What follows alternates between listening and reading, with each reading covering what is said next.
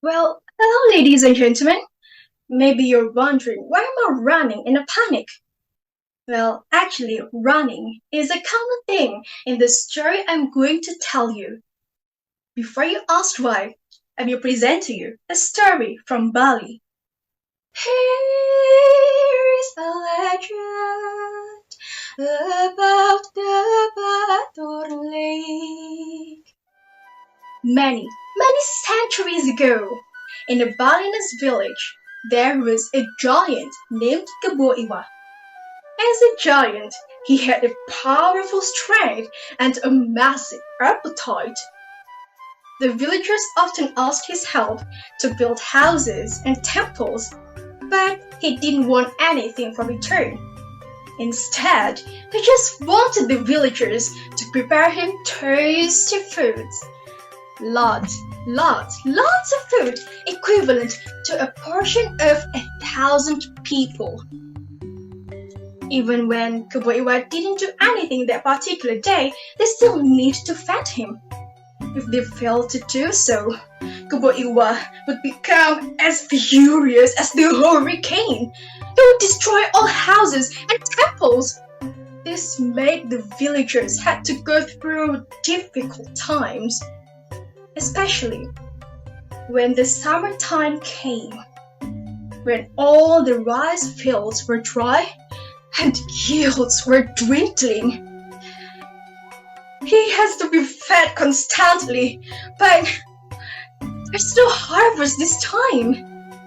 The villagers started to fear Iwa's anger. And their fear became true. One day, Iwa appeared before them, demanding for food. Seeing that no one could satiate his bottomless stomach, he started a rampage through the village. He destroyed houses, temples, and ate cattle. He shouted, Where's my food? I need more food!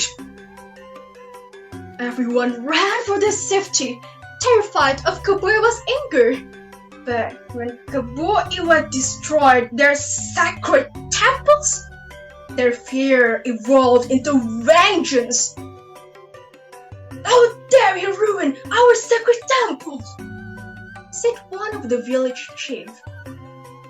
All of them were angry, so they cooked up a plot to get rid of Iwa. After the rampage, Iwa was tired, and the villagers approached him with lots of food they managed to collect.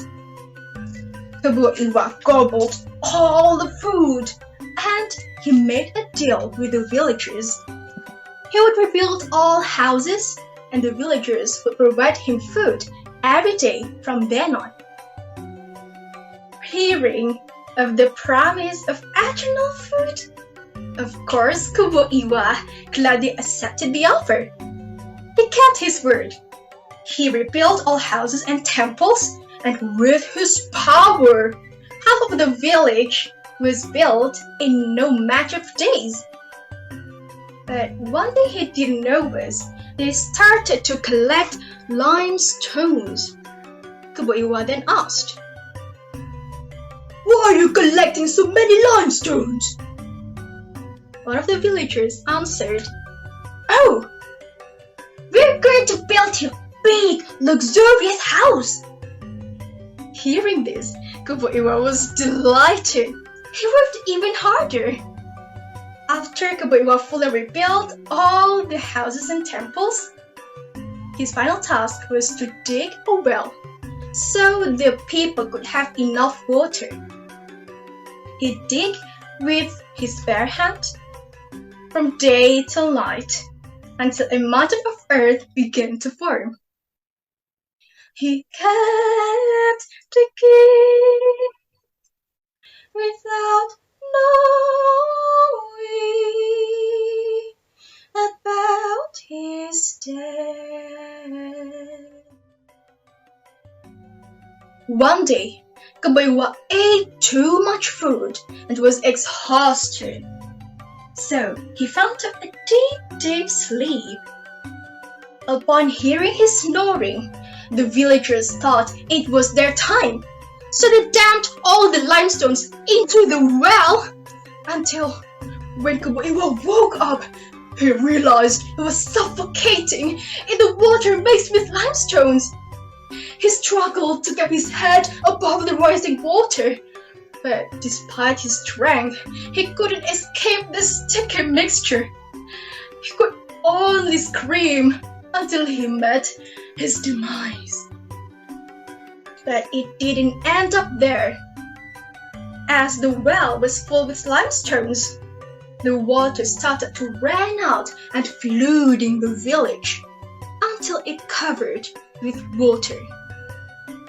Finally, it turned into a lake, which now it is known as the Butter Lake, and the mound of earth surrounding it named as Mount Batur.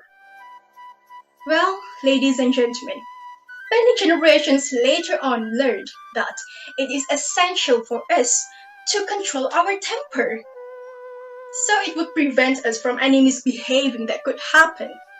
Also, as a social creature, act nice is a must without demanding for anything in return. So, ladies and gentlemen, that's all from me. I'm Annisa. Thank you very much.